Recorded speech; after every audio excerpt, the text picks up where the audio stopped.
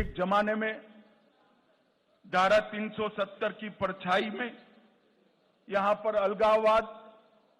अलगाववादियों की मांगे, हुर्रियत जैसे संगठन और हुर्रियत जैसे संगठनों के नतमस्तक होती हुई सरकारें हमने देखी थी।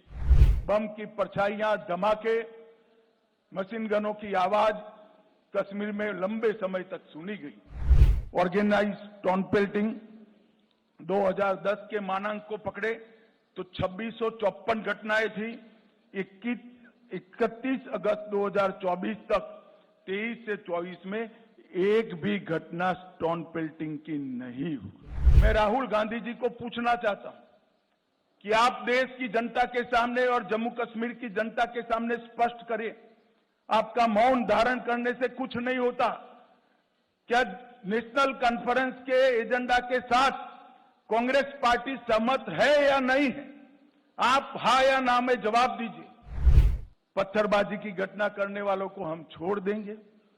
टेररिज्म के केस में जो जेल में, इन पर पुनर्विचार करेंगे। जो टेररिस्टों के सगे संबंधी पर कठोर कार्यवाही की है, इस पर पुनर्विचार करेंगे। फिर से 2 झंडे प्रस्तावित करेंगे। क्या कांग्रेस पार्टी ये एजेंडा के साथ सहमत है? क्या आप 370 फिर से वापिस लाना चाहते हो?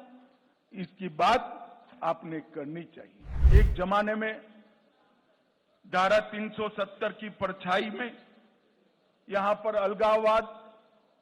अलगाववादियों की मांगे, हुर्रियत जैसे संगठन और हुर्रियत जैसे संगठनों के नतमस्तक होती हुई सरकारें हमने देखी थी। ये 10 साल के अंदर आज धारा 370 और 35A पास्ट बन गया है। वो हमारे संविधान का हिस्सा नहीं है। इसका पूरे भारत और जम्मू कश्मीर की जनता को आनंद है। यहां जो शांति, विकास और सामाजिक न्याय जमीन पर उतरने का काम हुआ है, इसका मूल कारण नरेंद्र मोदी जी का एक ऐतिहासिक फैसला 5 अगस्त 2019 को धारा 370 को समाप्त करने का। बड़ी दुख की बात है, विगत दिनों में एनसी का एजेंडा मैंने पढ़ा है और एनसी के एजेंडे को कांग्रेस का मौन समर्थन भी मैंने देखा है। मगर मैं आज आप सभी पत्रकार भाइयों के माध्यम से पूरे देश को स्पष्ट कर देना चाहता हूं, धारा 370 इतिहास बन चुकी है। वो कभी लौटकर नहीं आने सकती, हम आने भी नहीं, क्योंकि धारा 370 ही वो कड़ी थी जो कश्मीर के अंदर युवाओं को हाथ में हथियार और पत्थर पकड़ाती थी। अलगाववाद की विचारधारा ही युवाओं को विकास की जगह आतंकवाद के रास्ते पर शिफ्ट करती थी। और आज मोदी जी के नेतृत्व में ढेर सारे काम हुए हैं। बम की परछाइयां, धमाके, मशीन गनों की आवाज कश्मीर में लंबे समय तक सुनी गई। ये 10 साल में धारा 370 हटाने के बाद विशेष रूप से यहां के सुरक्षा परिदृश्य में आमूलचूर परिवर्तन हुआ है। पहले कुल घटनाएं 7217 10 साल में हुई थी, 4 से 14 में, 14 से 24 में सिर्फ 2272 पर आकर अटकी और वो 70% की कमी बताती है। कुल मृत्यु में 66% और नागरिकों की मृत्यु में 80% कमी दर्ज करने का काम हमारे प्रशासन ने किया है। और सिक्योरिटी फोर्सेस की मृत्यु में भी भारी मात्रा में कमी आई है।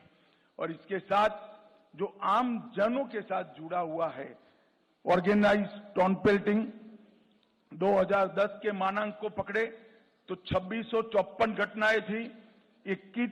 31 अगस्त 2024 तक 23 से 24 में एक भी घटना स्टोन पेल्टिंग की नहीं हुई। ऑर्गेनाइज हड़ताल पहले 132 थी। पाकिस्तान में बैठकर हड़ताल का नारा देते थे, घाटी बंद हो जाती थी। 132 के बनाम एक भी बंद नहीं हुआ है। स्टोन पेल्टिंग में नागरिकों की मृत्यु 112 हुई थी, अब 0 है। और जख्मी सिक्योरिटी फोर्सेस भी 0 है। 30 साल के बाद घाटी में थिएटर चालू हुए हैं, रात्रि शो चालू हुआ है और 32 साल के बाद ताजिया का जुलूस शांतिपूर्वक तरीके से निकला है। अमरनाथ की यात्रा हो या मां वैष्णो देवी की यात्रा हो, रिकॉर्ड तोड़ यात्रिकों ने जम्मू कश्मीर की विजिट की है और यहाँ